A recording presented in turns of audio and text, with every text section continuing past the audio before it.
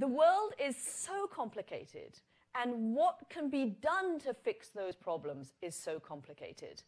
And I think it's partly why we are seeing the kind of wave of populism that we're seeing at the moment. I don't think there is a relationship between the fact that there is this sort of complex set of problems in the world which require a complex set of solutions, and the populist wave that we are seeing that started in my country in Great Britain. I was there for the Brexit vote, came here to America. We saw it last weekend in Italy, and who knows whether it won't sweep through France and Germany next year as well.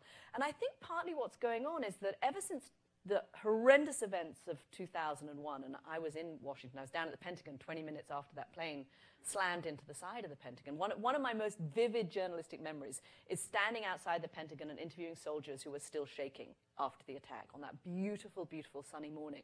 And this huge column, for those of you who live in the district, I'm sure you, or in the area, you remember there was this kind of brown column of smoke. Anyway, so I think ever since that time, and then add to that the financial crash of 2008, what we've all been hearing is it's so complicated. National security is really complicated. How do we defeat Islamic State is really complicated. What do we do about the Middle East? What do we do about China? All of these problems that America has and faces around the world, and it's always being described in these terms of real complexity.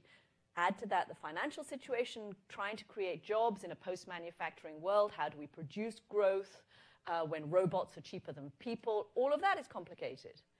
And along come a few leaders who say it's not complicated. It's simple. And I'll fix it. And what a relief it is to hear that, right? To have somebody say, I can fix it. And we had some of that in Britain around Brexit, and there are a whole load of other reasons that we've had Brexit and that we had Donald Trump elected.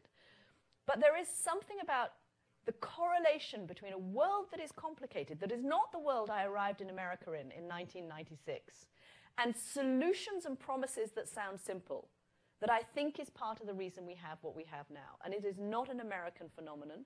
This is a global phenomenon.